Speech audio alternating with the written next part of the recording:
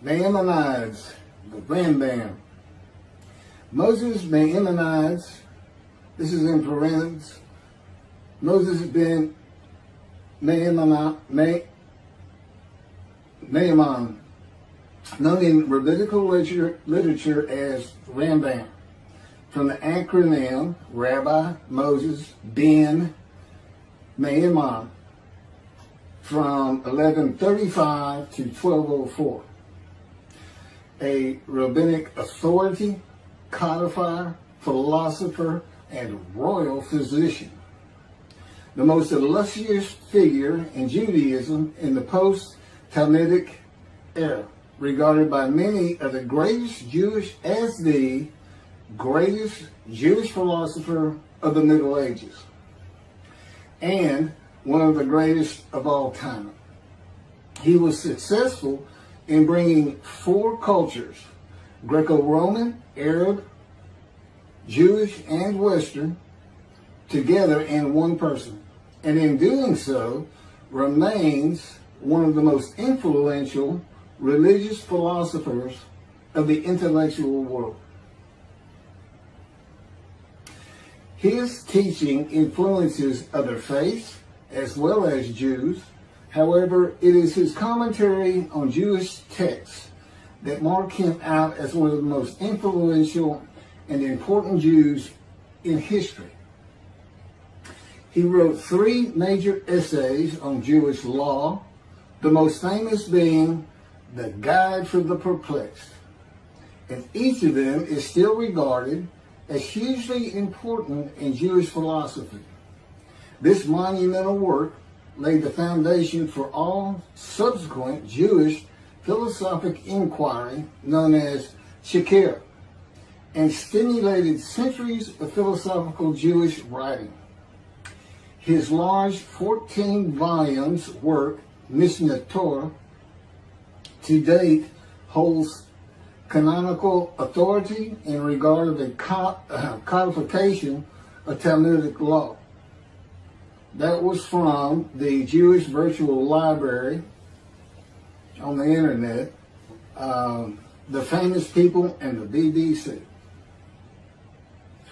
Rambam says in chapter 12, paragraph 2 of the laws concerning King Moshiach, our sages taught there will be no difference between the current age and the era of Moshiach, except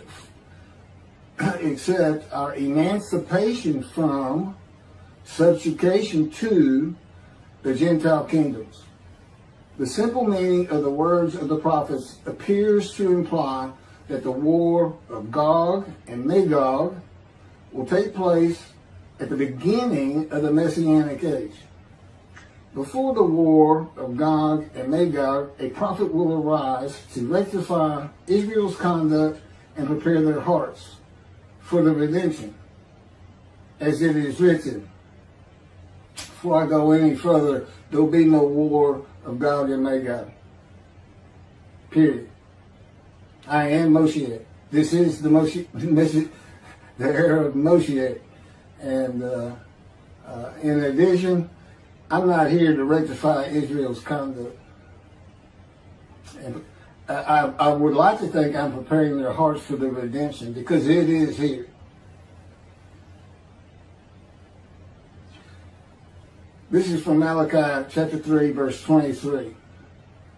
Behold, I am sending you Eliyahu, which is Elijah, before the advent of the great and awesome day of God. He will not come in order to declare the pure impure, nor to declare the impure pure.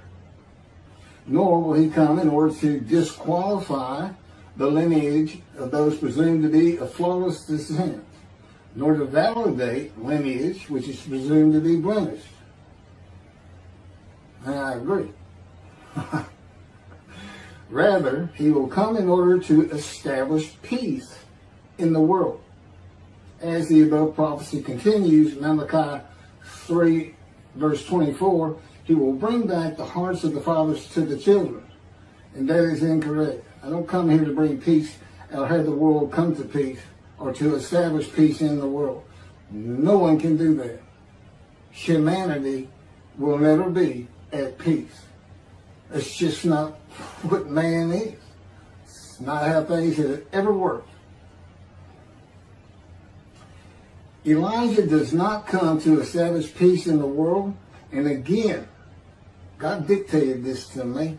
I didn't come up with all this on my own.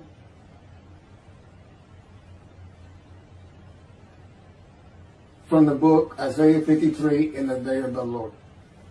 Elijah does not come to establish peace in the world, but to make the many righteous by his knowledge in reconciling the sons to the Father and the fathers to the sons of the family members, one to another, of the Jewish people by having them be mindful of the teachings God gave Moses at Order and to the practice of Judaism.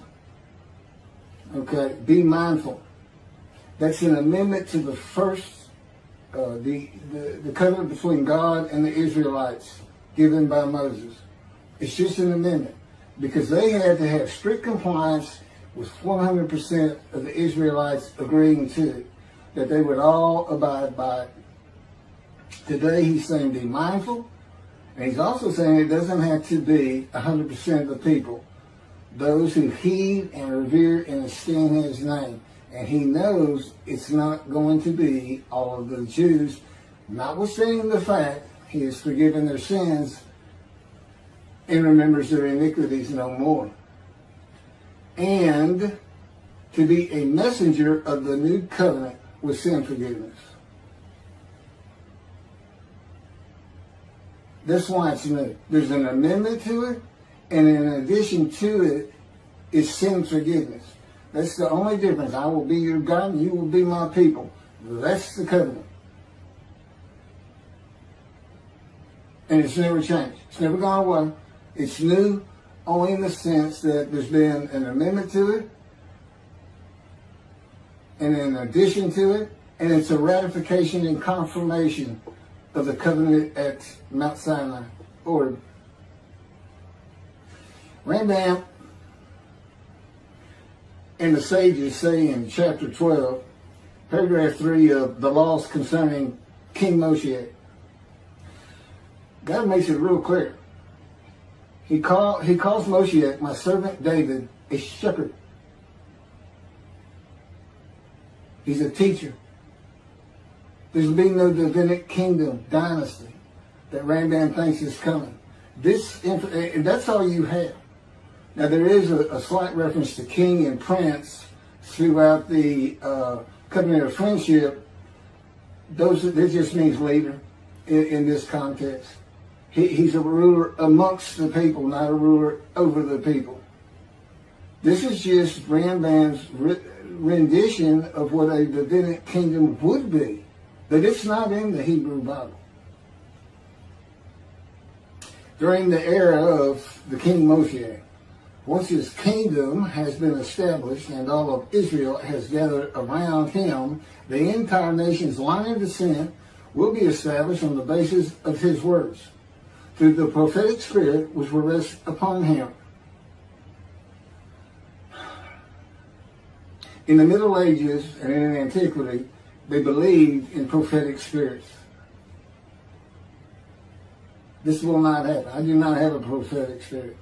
The Spirit of God alighted upon me, but he's a person that he helps me. He'll tell me things and teach me things. But there's no such, there's, by and large, nobody believes in that kind of thing anymore. That somebody can just prophesy. God prophesied. He has absolute knowledge of humanity from Adam on to the ends of the earth. Okay, now he can tell a man, write this down, or go tell the people this. But this just comes from him by knowledge. No man gets a spirit upon him and all of a sudden he can prophesy.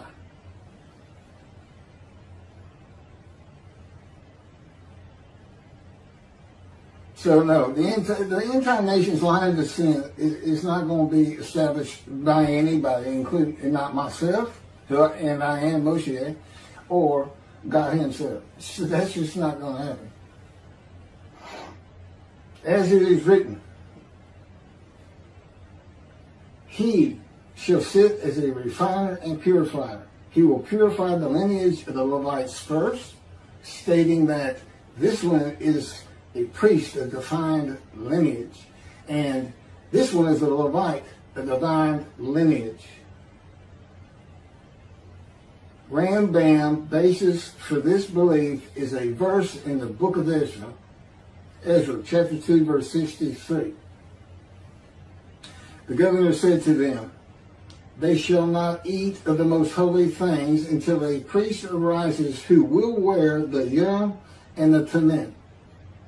From this verse, one can infer that the genealogy of those presumed to be of unquestioned priestly and Levitical lineage will be traced by means of the prophetic spirit, and those found to be of such lineage will be made known. He will define the lineage of the Israelites according to their tribe alone, i.e., he will make known each person's tribal origin, stating that this one is from this tribe and this is from another tribe. It's not going to happen. And he's talking about Moshiach being the purifier. He got that wrong too. He shall sit as a refiner and purifier from the first paragraph of chapter 12. Paragraph 3 is not Moshiach. God purifies and refines. And he comes with Elijah and the angel of the covenant that you desire. Rambam says the prophetic spirit will rest upon the anointed one. The prophecy of the Hebrew Bible, the prophecies of God. I just gave you my summarization of before I read this, of what I'm about to reread. The difference is, this sounds better, and this is what God dictated.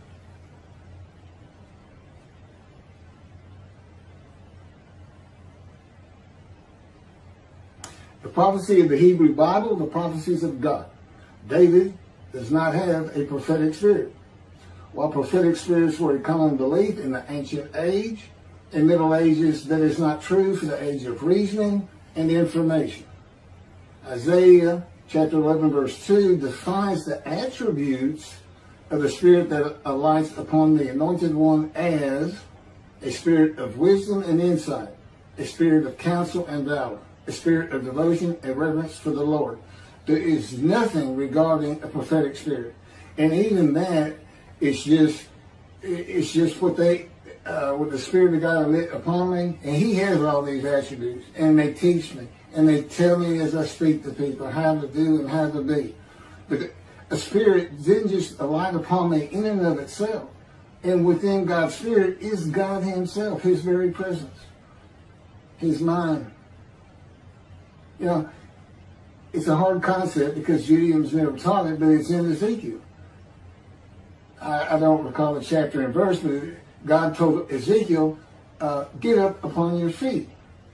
Ezekiel says, at that very moment, a spirit entered into me, and I could hear God's words. Couldn't hear God's words until the spirit entered into him. Why? They had to be inside you. They had to be inside you. It's speaking to your mind. God doesn't have a mouth, a tongue. You know, he can, within me, he can make me sense, perceive that this is where his presence is. And that is where the words are coming from. As though to my ear, even though it doesn't really seem like my ear, but it does seem like it's coming from over here, or over here, wherever he wants to do it. Spirit enters into you, and God is in his spirit.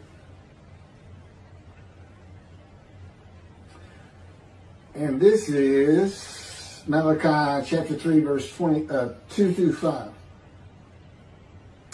But who can endure the day of his coming? And who can hold out when he appears? For he is like a smelter's fire and like fuller's lye. He shall act like a smelter and purger of silver. And he shall purify the descendants of Levi and refine them like gold and silver. So they shall present offerings in righteousness. Then the offerings of Judah and Jerusalem shall be pleasing to the Lord, as in the days of yore, and in the years of old. But first I will step forward to contend against you, and I will act as a relentless accuser against those who have no fear of me. This is God, and not David or Elijah. It's God. And what does he say? I will act as a relentless accuser. He says when Moshiach is here, his servant David is here, he says, I'm going to have a reckoning and dismiss the shepherds of the flock, the rabbis. I'm going to have a reckoning and not dismiss them. Primarily for teaching this Messianic Era. Secondly, for ignoring his prophet. That would be me. Shunned, despised, and held of no account. That's how they've been treating me for years now. God's been with me 13 years to prepare me for this, and that's how they treated me.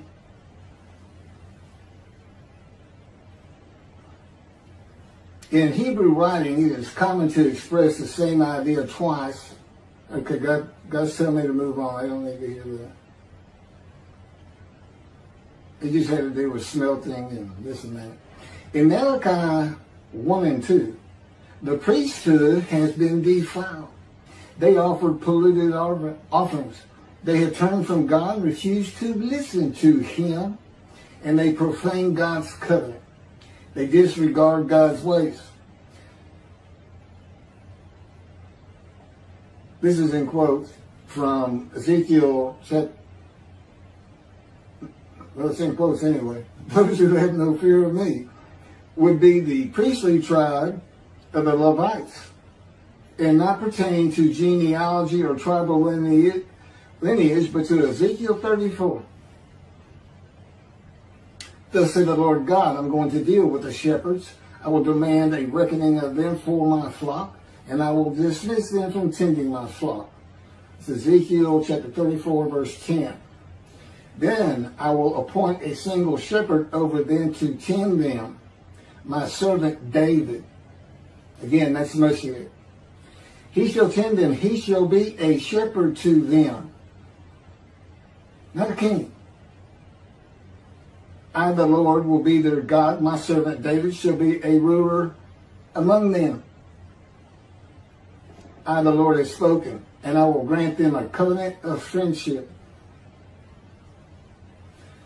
Malachi chapter 3, verse 3 says that he shall purify the descendants of Levi and refine them like gold or silver, so that they shall present offerings in righteousness.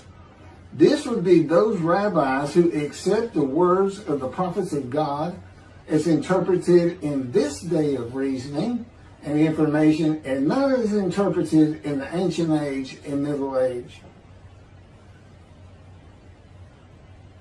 You want to be purified. If you want to get out from under the dismissal, you're going to have to learn everything God dictated to me in Isaiah 53 in the day of the Lord, and the second book, the life of God's righteous servant of Isaiah 53, which is my life.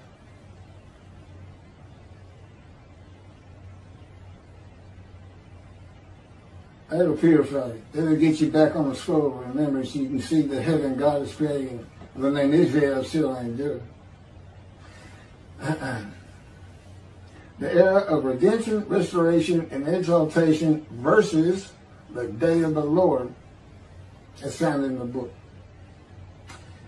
Rambam and the sages interpreted it as a prophecy that Moshiach, with a prophetic spirit, will determine the lineage of the priests and Levites from a verse in the book of Israel. I've covered this. Anyway, the governor said to them, they shall not eat of the most holy things until a priest arise who will wear the Urim and Thummim. This has nothing to do with genealogy of Levites today or purification and refining, or a prophetic spirit on Moshiach. This is not a prophecy of a high priest arising. And it is not Moshiach, but an answer to those that could not prove they were Levites when the verse is put into its proper context. This is Ezra chapter 2, verses 61 through 63. Of the sons of the priests, the sons of Habiah, the sons of Hakuz, the sons of Barzillai, who had married a daughter of Barzillai and had taken his name. These searched for their genealogical records, but they could not be found. So they were disqualified for the priesthood. The Teshachta ordered them not to eat of the most holy things until a priest with Urim and Thummim should appear. It was just a specific instance. In the Hebrew Bible, the Urim and Thummim are elements of the breastplate worn by the high priest attached to the ephod.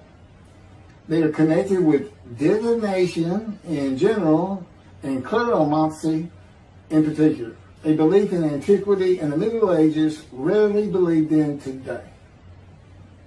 Two objects used by the high priest to answer a question or reveal the will of God. The ephod was made of fine linen and consisted of two pieces which hung from the neck and covered both the back and front, above the tunic and outer garment. Kleromancy is a form of sortition, a casting of lots. A casting of lots in which an outcome is determined by means that normally would be considered random, such as the rolling of dice, that are sometimes believed to reveal the will of God. Casting of lots, the will of God.